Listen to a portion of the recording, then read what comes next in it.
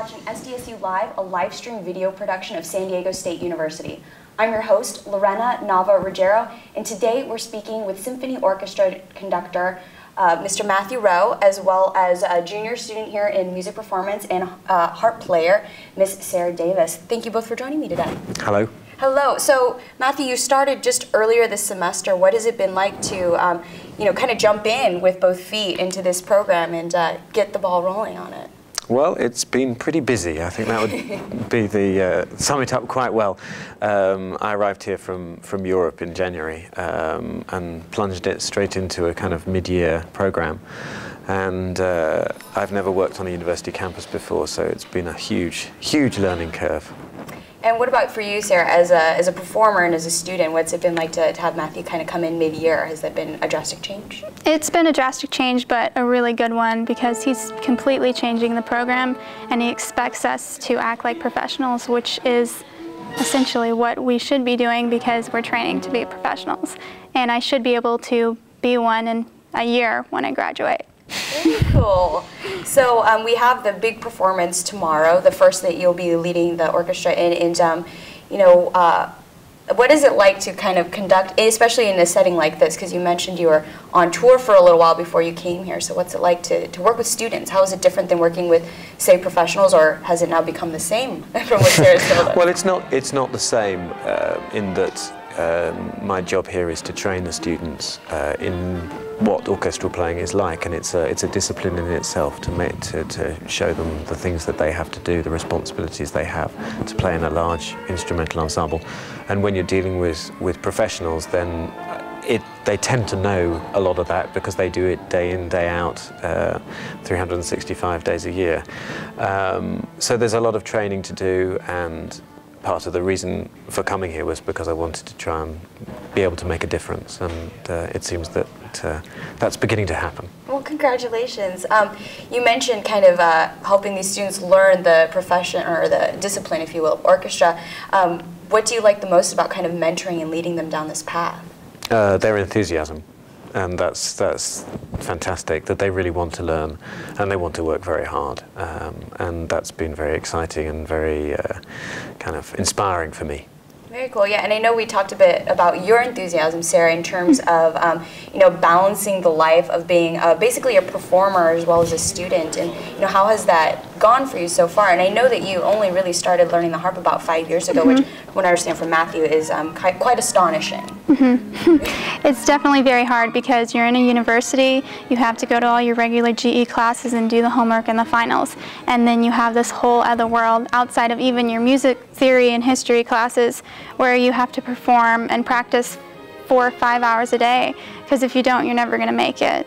So it's just really hard to balance, but we're lucky to have Matthew Rowe and other faculty members that are just really pushing us, and it's just amazing how much more inspiration we've had just in the past semester. Very exciting. Now, you had mentioned earlier when we were talking before the show about your transition from piano to harp, and has that been a challenge for you personally? Well, that's kind of a hard question to answer. Well, it's obviously a different instrument. It is. It's completely different technique. You read the music the same way, the same kind of music. A lot of music can be transferred to both instruments, but the harp is a lot more involved, I feel. There's just so many more obstacles as a harpist that you have to face, but there's a lot more opportunities, and competition is way less, so it's worth it in the long run. And you obviously enjoy playing it. I do, yes. It's a beautiful instrument, I mean, just in general, as we look at the one behind us. It's very striking. Yeah, you can't miss that. No. And we're going to have 2 for some of the concerts tomorrow. Oh, very 2 harps on the stage. Very exciting. Now, is there anything in particular in terms of the concert tomorrow, any certain piece that either you are playing or another group is playing, Sarah, that you're interested in seeing kind of in that live performance mode? Well, obviously the ones I'm playing in, because I'm involved in those. But I'm interested to watch Honegger, Pacific 231, the orchestra's playing. It's a really contemporary piece, and it models the sound of a train and it really shows the momentum and builds until it crashes, and it's just... It doesn't crash. It doesn't? Oh. No, it just stops. Well, I guess I missed that one. No, we hope we don't have any train crashes. It's a sudden impact of stuff. Is there anything in particular that you've seen the orchestra grow through in terms of a certain performance piece that we'll be seeing tomorrow? Oh, I think they've grown through all of the pieces, and one of the things that's been very interesting in recent weeks is I've been working with the Education and Outreach Department at the San Diego Symphony to start a collaboration between the SDSU Symphony Orchestra and the San Diego Symphony, and we have some players who've been working with the orchestra in the recent weeks to help with their education of ensemble playing, and they're going to be playing in the concert as well. So it's actually it's the culmination of so many things, lots of collaboration, lots of work from everybody. So in that sense, it's going to be an exciting concert. Really exciting. Definitely. It sounds like it's kind of a culmination of all the hard work that you guys have gone through this semester. I mean, can you kind of give us an idea, you know, obviously this semester has ended, but what's the plan, the long-term goals that you have for the program yourself, Matthew?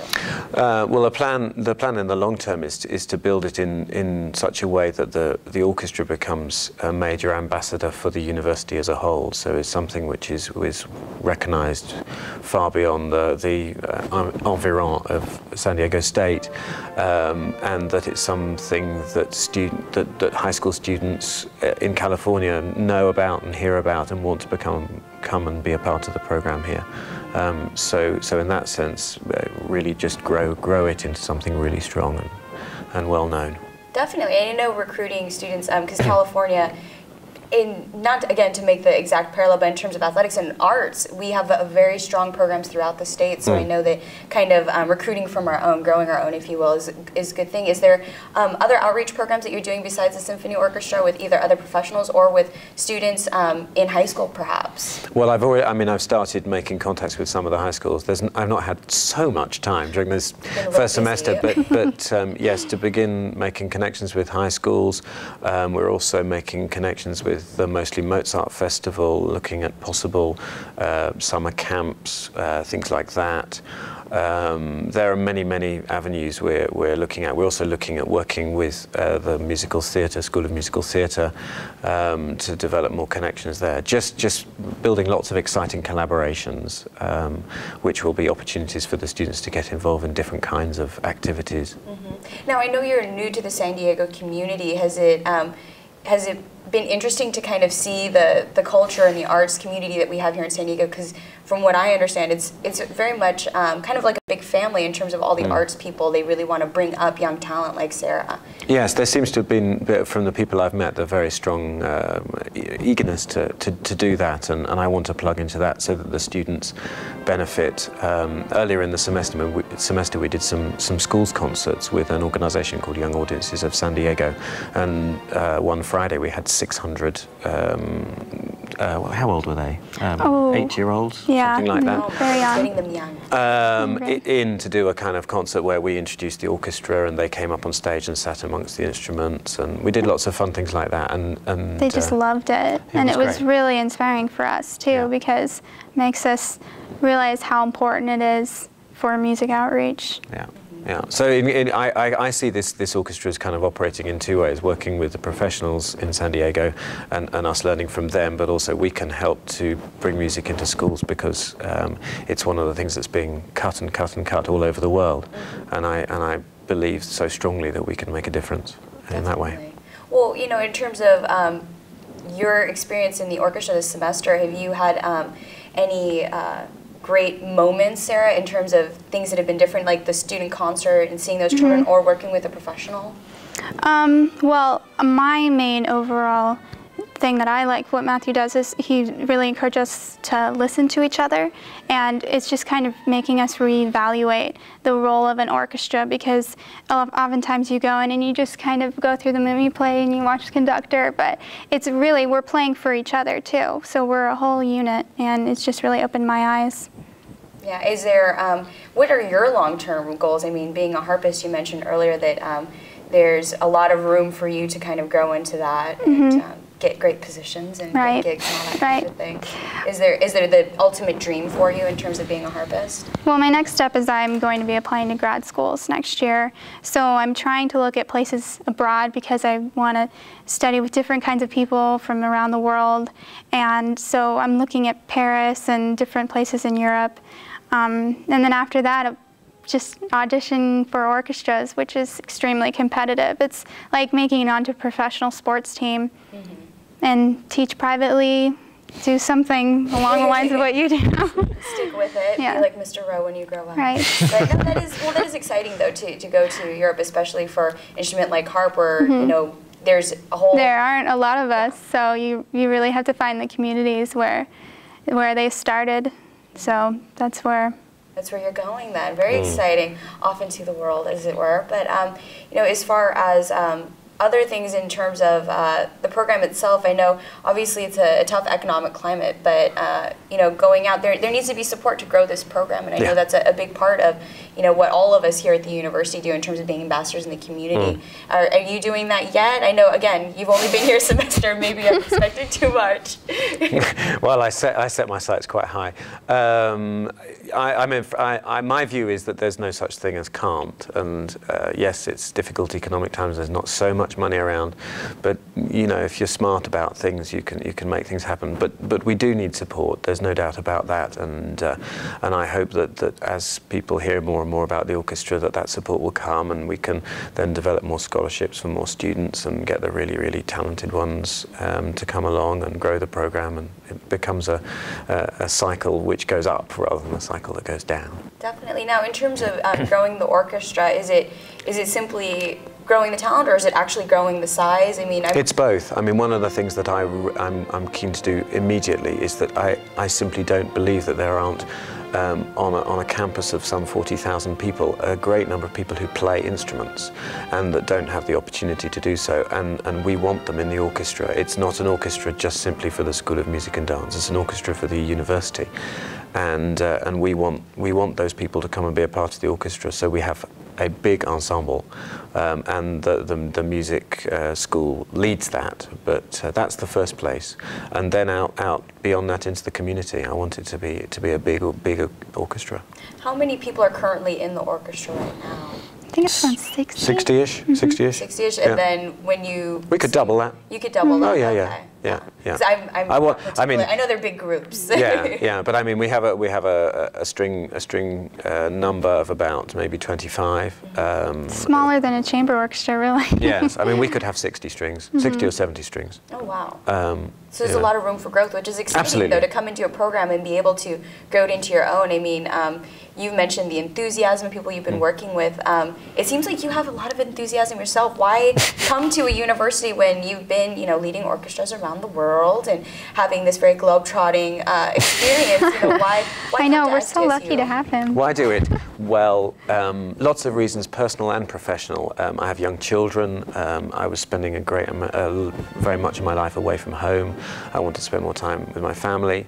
And the opportunity to make a difference somewhere, and I came here and I felt that there was the option to do something. And Challenge. A challenge, yes, I like a challenge and an adventure, and the idea that having been based in the UK, to spend some time on the other side of the world, this is a great adventure and a great experience. Yeah, well, you know, and it's sunny, and we have all kinds of fabulous other things. It's sometimes sunny in London too. Yeah, that's true. That's true. I forget that. Well, as far as you know, you've been really involved with the School of Music and Dance yourself. I've heard that you go to a lot of performances, especially with your children. How has that experience been to kind of just see everything that the university offers? It's a lot. I mean, quite honestly. Well, that's for me. That's the first thing I have to do to find out what's going on.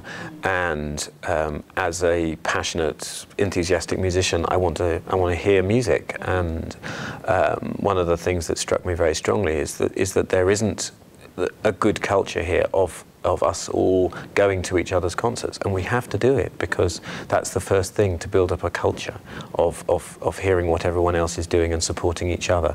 If you know, we have a concert tomorrow night, if it isn't full of people, then all our work has less effect. And we can't expect people to come to our concert if we don't go to theirs. So that's just the way it works. That's definitely, it is a give and take here on campus, and I think you know, the broader community is very much in support of the university, but again, it's making those connections and getting everybody to go to everybody else's parties, is like, as I like to call it. Well, and you know, Sarah, you know, coming into the program, and now it's in a time of flux, if you will, and growth, and lots of good stuff. But what first attracted you to SDSU? Were you a local student, or? I grew up in San Diego, and I'm studying with a really world-renowned harpist, Elena Moshkotseva from Russia. I've just had great experience with her, and I know she's one of the best in the Southern California area, so I just chose to stay with her and then save money so that I can hopefully move on after for grad school. Definitely. Mm-hmm. Well, it sounds like there's so much new stuff going on in the program, and it's a time of excitement for both of you as a student, and the director of the program and everything. So I think we could talk all afternoon, but unfortunately we do not have time for that.